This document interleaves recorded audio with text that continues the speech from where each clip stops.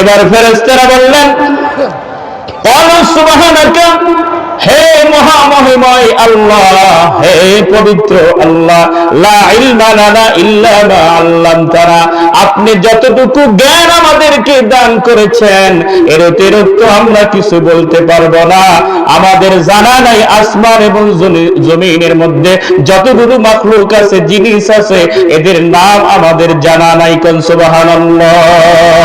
তার মানে ফেরেশতারা আসমান জমিনের মাখলুক যা আছে এগুলো বিষয়ে ফেরেশতারা জানে না।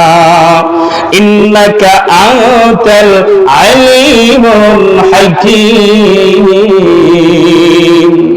ফেরেশতারা বললেন আল্লাহ আনতাল আলিমুল হাকীম, আপনি হলেন জ্ঞানী এবং বিজ্ঞান, মহাবিজ্ঞানী। তাহলে জ্ঞান কার বেশি? আল্লাহর জ্ঞানের উপরে পৃথিবীর বুকে কোন মানুষের জ্ঞান আসেনি। আল্লাহ বলেন আমি মানুষকে সামান্য জ্ঞান দান করেছি। কলিলান বলা হয়েছে, সামান্য জ্ঞান আল্লাহ মানুষকে দিয়েছে। এই জ্ঞানের বহরে মানুষ আসমানের নিচ দিয়ে ওড়ে, ওড়ে কিনা?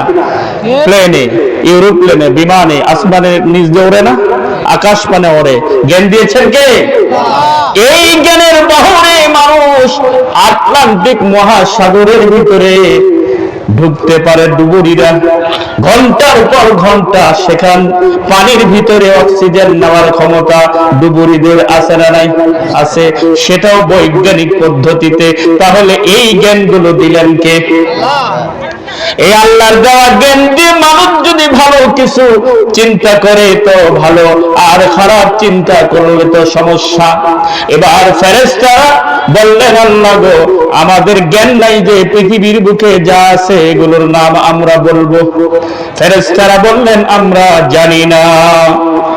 মজার কথা হলো এবার আদম নবী, আদম সফিউল্লাহ নবী আলাইহিস সালামকে এবার আল্লাহ পাক বললেন ক্বালা ইয়া আদম আনবিহুম বিআসমাইহিম ফালাম্মা আনবাআহুম বিআসমাইহিম ক্বালা আলাম আকুল লাকুম ইন্নী আ'লামু গায়বাস সামাওয়াতি। আল্লাহ সৃষ্টি করলেন, তৈরি করলেন, আমরা তো অনেক আগে সৃষ্টি হয়েছি, তো আদম কিভাবে এগুলোর নাম জানলেন? কোন সুবহানাল্লাহ। জানাইছে কে? আল্লাহ আদম নবীকে এগুলো জানায়া দিলেন। এবার আল্লাহ পাক ফেরেশতাদের বলছেন, আল্লাহ পাক ফেরেশতাদের বললেন ওহে ফেরেশতারা, তাহলে তোমরা আসমান এবং জমিনের মধ্যে যা কিছু আছে বলতে পারলে না, আমার মাটির তৈরি আদম সবটা বলে দিল। এবার বলো তো তোমরা জ্ঞানী না আমার আদম জ্ঞানী? কে জ্ঞানী? মানুষ জ্ঞানী না ফেরেশতারা জ্ঞানী? বাবা একটু সাউন্ড আর একটু দাও তো। মানুষ জ্ঞানী। জ্ঞান দান করলেন কে? আল্লাহ। অথচ আমরা জানি ফেরেশতা নিষ্পাপ, ইসি হ্যানতেন, ঠিক আছে, কিন্তু মানুষের মর্যাদা আল্লাহর কাছে ফেরেশতার চেয়েও বেশি। কোন মানুষের? যেই মানুষটি আল্লাহর কোরআন এবং রাসূলের হাদিস মানে তাদের। সুবহানাল্লাহ। আল্লাহর কোরআন এবং রাসূলের হাদিস যেই মানুষ মানে তাদের মর্যাদা, সম্মান আল্লাহর কাছে ফেরেশতার চেয়েও বেশি। এবার আল্লাহ পাক বলেন ওহে ফেরেশতারা, তোমাদের সামনে আমি আদম নবীকে সৃষ্টি করলাম, তোমরা নিজেরাই দেখতে পেলে আদমকে কিভাবে সৃষ্টি করেছি। আদম নবীর সৃষ্টির আরো অনেক ঘটনা আছে, আমি সংক্ষেপে সামনে যাব। তোমাদের পরে আমি আদমকে সৃষ্টি করলাম মাটি দিয়া। সেই আদম তোমাদের চেয়ে বেশি জ্ঞানী, তোমাদের চেয়ে সম্মানী। অতএব তোমরা এই মুহূর্তে আমার পক্ষ থেকে হুকুম হলো ওয়াইদ কুলনা লিল মালাইকাতি সুজুদু লি আদম ফাসাজাদু ইল্লা ইবলিস। আল্লাহ পাক হুকুম করলেন ফেরেশতাদেরকে।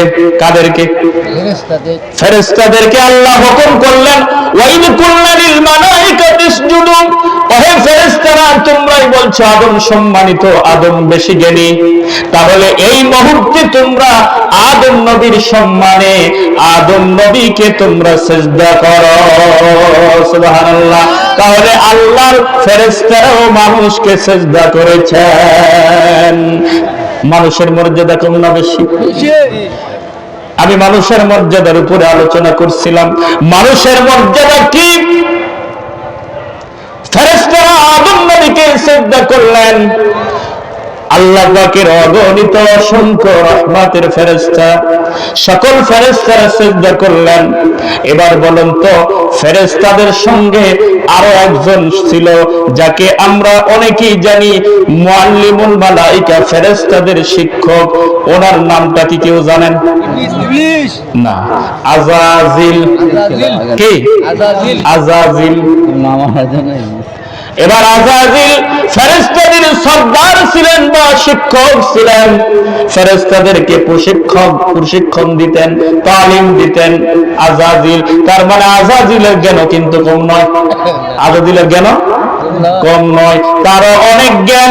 এজন্য জ্ঞান থাকার পরে যদি সঠিকভাবে প্রয়োগ না করে তাহলে বিপদে পড়ার সম্ভাবনা আছে না নাই? ইতিপূর্বে জ্ঞান ছিল অনেকের, আমাদের যাদের আমরা নেতা মানতাম তাদের জ্ঞানটাকে অন্যায় দিকে পরিচালনা করার কারণে, ভুলের মধ্যে পড়ার কারণে দেশ থেকে পালাইতে হয়েছিল। এজন্য জ্ঞান দিয়েছেন আল্লাহ, এটাকে খাটায় সঠিক পথে চলতে হবে, ঠিক কিনা? আল্লাহ পাক ফেরেশতাদের বললেন তোমরা সিজদা করো। কাকে? আদমকে। কেন? আদম সম্মানী, আদম তোমাদের চেয়ে জ্ঞানী। তার মানে এখানে শিক্ষা হলো জ্ঞানী লোকদের সম্মান দিতে বলেছেন কে? কে বলেছেন? এজন্য মানুষকে সম্মান দিবে তার জ্ঞান অনুযায়ী। আপনার চেয়ে যে ভালো জ্ঞানী লোক তাকে আপনি সম্মান করেন, আপনাকে সম্মানিত করবেন কে? আল্লাহ। কিন্তু আমাদের সমাজে দেখা যায় কিছু মানুষ আছে, ধরেন আমরা এখানে উপরে আলোচনা করতেছি, আপনারা নিচে, এখানে আমরা সবাই আল্লাহর গোলাম, সবারই মর্যাদা একই, তবে শ্রেণীগত ভাবে মর্যাদা কি আসলে এক? জ্ঞানের পরিধি কি এক? তাহলে এখন যদি কেউ বলে হুজুররা ওই চেয়ারে বসে আলোচনা করবে, কেন মাটির বসুক, আমি মেনে নিলাম, কিন্তু এটা আপনার জন্য বলা কি সমীচীন হলো? তার মানে জ্ঞান অনুযায়ী আল্লাহ বলেছেন তোমরা একে অপরকে সম্মান করো। একজন মানুষ আরেক মানুষকে সম্মান করলে তাকে সম্মানিত করেন আল্লাহ। আদম নবী জ্ঞানী হওয়ার কারণে আল্লাহ তার সম্মানার্থে ফেরেশতাদের যখন অনুমতি দিল তোমরা আদম নবীকে সিজদা করো, সকল ফেরেশতারা সিজদা করলেন। তার মানে সিজদা করা কার গুণ? কার গুণ? ফেরেশতাদের গুণ। কার গুণ? আসমানে প্রথম সিজদা করেছিলেন কারা? ফেরেশতারা। এই জমিনে আল্লাহ যাদেরকে পাঠিয়েছেন তারাও যদি আল্লাহর জমিনে সিজদা করে, আল্লাহ বলেন তাদের মর্যাদা ফেরেশতার চেয়েও বেশি। সুবহানাল্লাহ। তাহলে সিজদা করতে রাজি আছি তো? ইনশাআল্লাহ। ইনশাআল্লাহ। আল্লাহ। এবার আসুন, আল্লাহ বললেন ফেরেশতারা সিজদা করো, ফেরেশতারা সিজদা করলেন। দেখা গেল ফেরেশতাদের মধ্যে একজন, তিনি কি করলেন?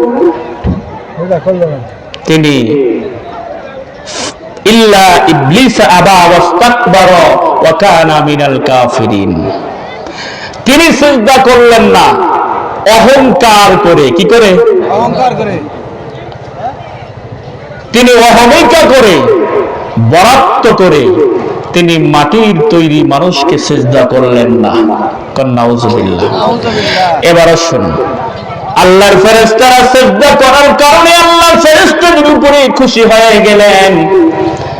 এবার ফেরেশতাদের যিনি শিক্ষক ছিলেন এতক্ষণ আগে, ইনি সিজদা না করার কারণে আল্লাহ কি তার প্রতি খুশি হলো? খুশি হয়েছে? আল্লাহ তার প্রতি খুশি না হয়ে আল্লাহ পাক বললেন আবা ওয়াস্তাকবারা ওয়া কানা মিনাল কাফিরিন।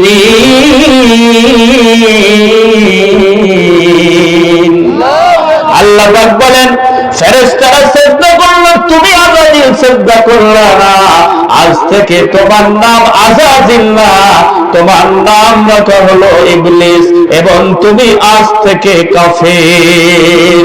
নাউজুবিল্লাহ। না, এখানে সুবহানাল্লাহ বলা লাগবে, কারণ শয়তানের বিপদ হলে, খারাপ মানুষের বিপদ হলে সুবহানাল্লাহ বলা যায়, আর ভালো মানুষের বিপদ হলে ইন্না লিল্লাহ ভালো কামনা করতে হয়। শয়তান তো এর বিপদে ঠিক আছে, খুশি থাকতে হবে। ফেরেশতারা সিজদা করার কারণে আল্লাহ তাদের প্রতি খুশি, আর আযাজিলের প্রতি আল্লাহ নারাজ হয়ে বললেন ওয়াকানা মিনাল কাফিরিন, লানাতুল্লাহি আলাল কাফিরিন। আল্লাহ পাক বললেন ফেরেশতাদের সর্দার ছিলি এতক্ষণ পর্যন্ত আমার হুকুম অমান্য করলে মাত্র একটা, কয়টা? এই একটা হুকুম অমান্য করার কারণে তুমি হয়ে গেলে কাফের। ও মুসলমান ভাইরা, শয়তান যদি আসমানে আল্লাহর একটি হুকুম অমান্য করার কারণে কাফের হয়, আমরা হাজারো হুকুম অমান্য করে চলেছি, আমরা কেন কাফের হব না? বুঝে আসে নাই? আল্লাহর অসংখ্য হুকুম আমরা অমান্য করি। এবার আসলে আমি যদি বলি ভাই আপনি কি নামাজ পড়েন? জি পড়ি। কয়জন? শতকরা 50 জন ধরে নিলাম। এবার বলবো আপনি নামাজি, ঠিক আছে, আল্লাহর জমিনে আল্লাহর দিন বিজয় হোক, আল্লাহর কোরআনের আইন চলুক, এটা তুমি কি নামাজি মানে চাও কিনা?